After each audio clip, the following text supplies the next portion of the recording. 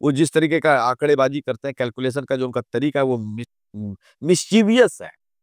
गलत नहीं कर रहा हूं, मिस्चीवियस कह रहा हूं, रॉन्ग नहीं कर रहा हूं। मिस्चीवियस क्या होता है? धूर्ततापूर्ण है, कपटपूर्ण है। वो जानबूझ के वो दिखाना चाहते हैं कि देखो we have advanced your life span. नहीं नहीं नहीं, ये भ्रम मत बताइए। हम पहले कोई भी बुजुर्ग, हम मानते थे कि 80-90 साल तो जिएगा ही जिएगा। आज के किसी युवा से पूछो, कहेगा अरे 60 साल जी ले बहुत है।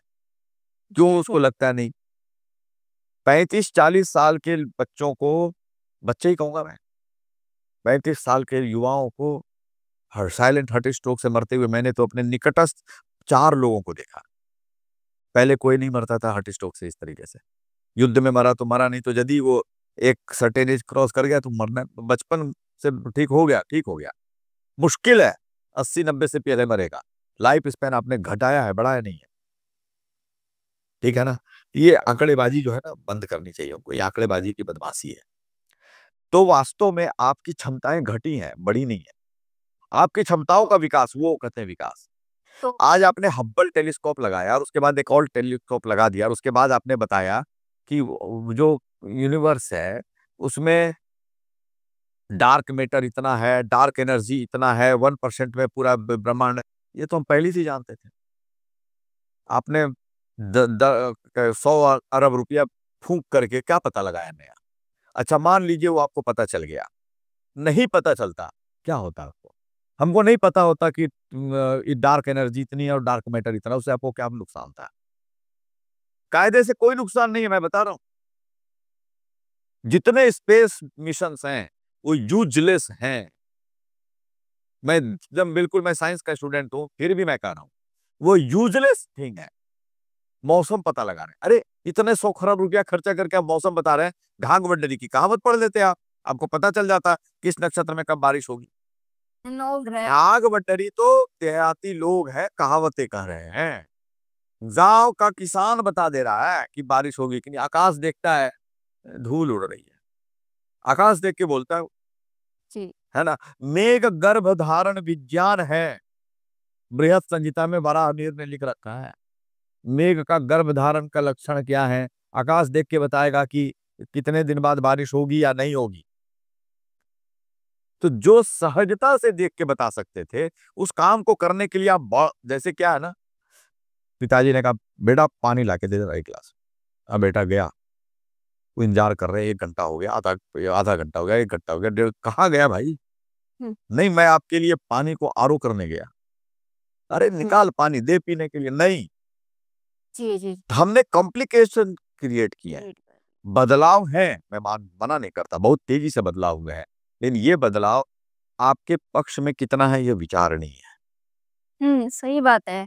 कुछ विकास जो हम जानते हैं वो अलग पहलू है, पर इस पहलू पे भी प्रकाश देना बहुत ज़रूरी है।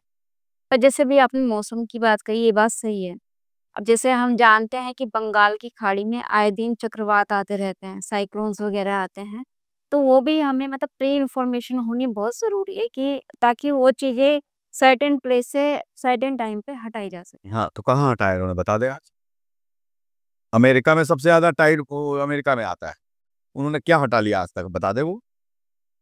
उस मैंने टाइम पे वो कर क्या लिया? सो जाते अरे का कुछ नहीं भाई, उनको पता ही नहीं चलता है। भ्रम है, ये सब बकवासबाजी है, ये दम्भ है।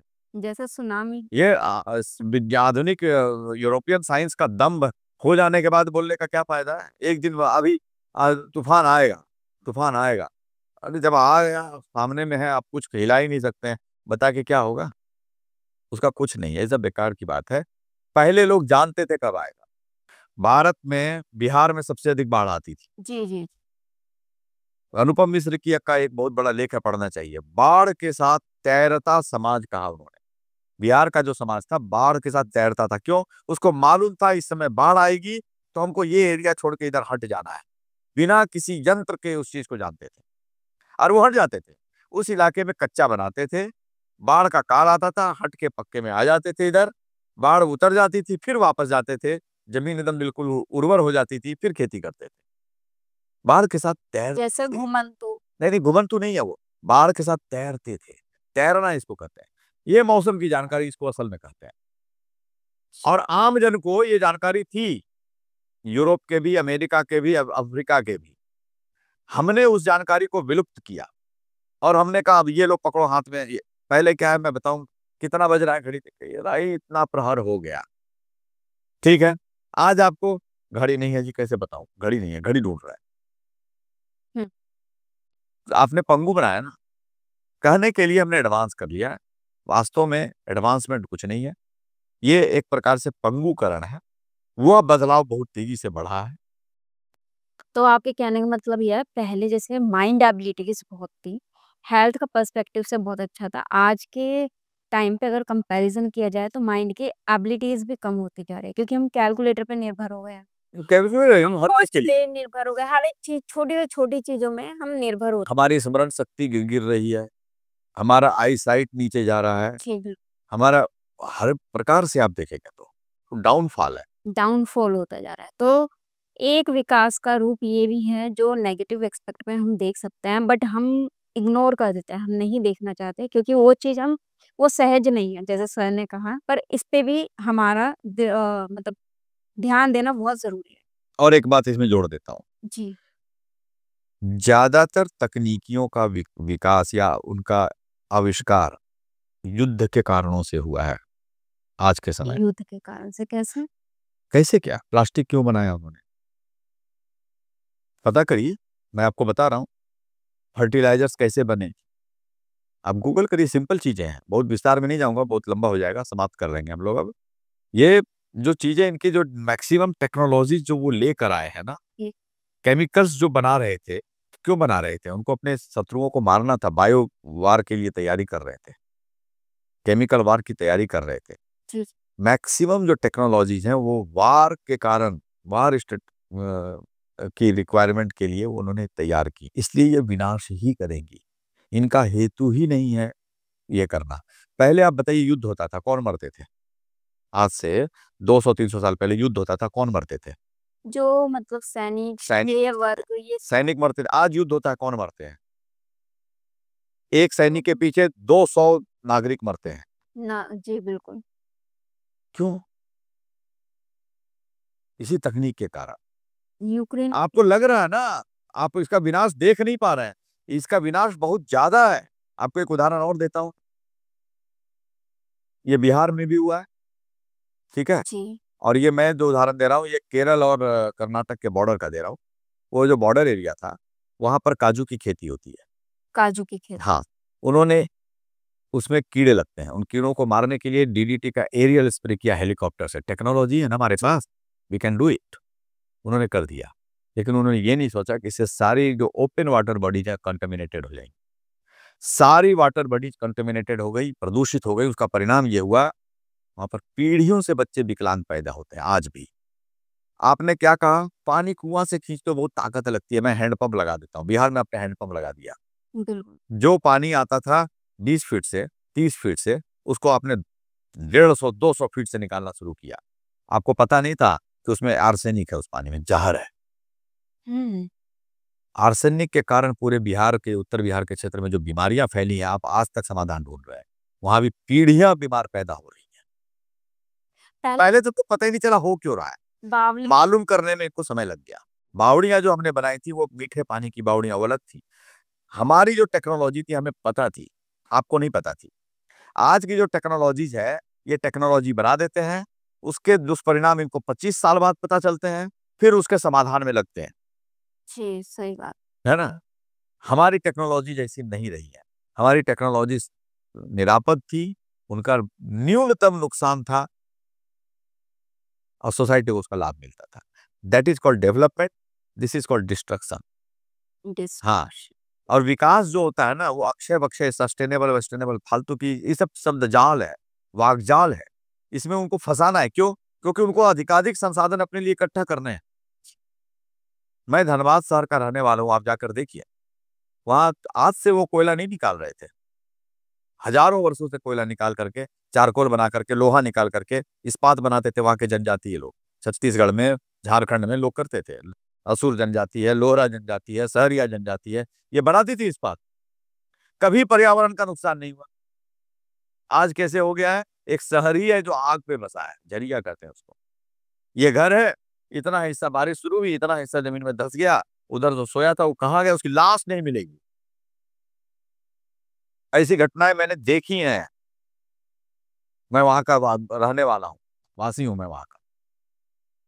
ये आपने बनाया। एनवायरमेंटल हाँ, डिस्ट्रक्शन। तो जितनी जगह पर हमने मेटलर्जी की, हमने जिंक बनाया, आज हिंदुस्तान जिंक है वहां जावर में। अब वहां का देखिए, अब पहले क्या था पर्यावरण, आज क्या है पर्यावरण। तो क्या है ना, ये डेवलपमेंट के नाम पे नाश करना है, और उनको केवल अपने लिए चाहिए। ये क्यों करना था? ये विकास नहीं था, ये विकास बिल्कुल नहीं था। ये संसाधनों का अमानुषीकरण था जो उन्होंने किया है। और आज उसको तो हम एक खूबसूरत मार्गजाल में लपेट के हमारे सामने परोसते हैं। हम उसमें फंसे हुए हैं, हम कुछ नहीं कर सकते। जो आपने पुस्तक लिखी है ऐतिहासिक कालगणना, ये आपने मतलब आपने क्या सोचा कि आपको ये पुस्तक लिखनी चाहिए और ये लोगों को क्यों पढ़नी चाहिए? अब ये विषय बड़ा अलग हो जाएगा। मैं केवल संक्षेप में दो कुछ वाक्यों में समाप्त करूंगा इसको। इस पुस्तक का जो मूल विषय है ना, हम्म, वो हमारी जो काल गणना है भारतवर्ष की, और जो आधुनिक काल गणना, इन दोनों के बीच में जो संघर्ष है या जो गैप है, उसकी चर्चा करना है। जैसे हम मानते हैं हमारी युग गणना है, तो हमारे यहाँ कलयुग 4,32,000 वर्षों का है, द्वापर 8,64,000 वर्षों का है। तो हम एक लंबे कालखंड की बात करते हैं। लेकिन आज जो है, होमो सेपियंस हुए थे, होमो इरेक्टस हुए थे, होमो हेबिलस हुए थे, और इस कारण से मानव सभ्यता की आयु, सभ्यता की, मानवीय सिविलाइजेशन की, विकसित मानव की, वो 10,000 12,000 साल में लपेट देते हैं। हम मानते हैं कि नहीं, विकसित मानव पहले भी था। तो कैसे ये सामंजस्य कैसे बैठे, इसको समझे कैसे, साइंटिफिकली कैसे समझें, टेक्निकली कैसे समझें, हिस्टोरिकली कैसे समझें, इसके लिए उसकी विवेचना इस किताब में है। विवेचना। जो उन्होंने इतिहास लिखा है, वो इतिहास हर 50 साल 100 साल में बदल जाता है। वो बदल रहा है, कैसे बदल रहा है वो भी थोड़ा सा इसमें मैंने दिखाया है।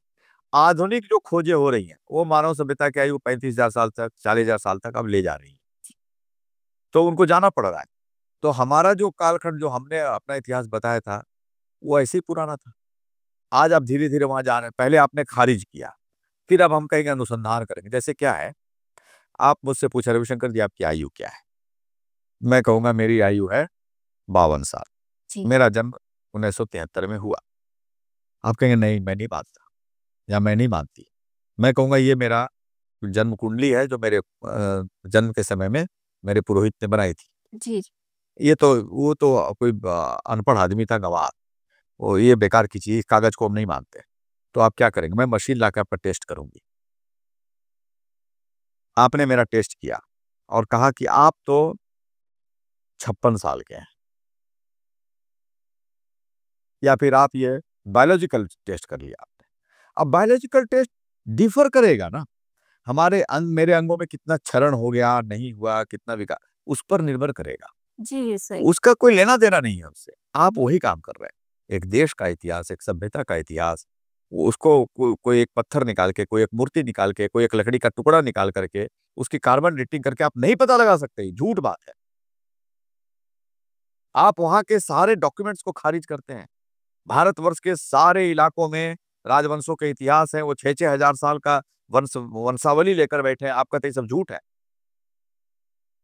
और लेकर आते हैं एक मूर्ति और कहेंगे इससे मैं ये साबित करूंगा, एक पत्थर का टुकड़ा और कहेंगे मैं इससे दूसरी चीज साबित करूंगा। तो ये कैसे इसको समझें, इसकी वो विवेचना इसमें है। बाकी विषय बहुत लंबा है, तो उसको कभी फिर करेंगे। ठीक है। तो बहुत-बहुत शुक्रिया रविशंकर सर। आज आपने आधुनिकीकरण और क्या कहते हैं, जो हम मॉडर्न को समझते हैं, वो मॉडर्नाइज़ेशन का दूसरा पहलू भी हमें दिखाया है। और व्यक्तिगत विकास क्या है, वो उसके भी मूलभूत सिद्धांत हमें बताए हैं। और हकीकत में जो परंपराएँ हैं या भारतीय सभ्यता है, जिसको हम जानते हैं, उससे कहीं गुना एडवांस में हमारी इंडियन सिविलाइजेशन है।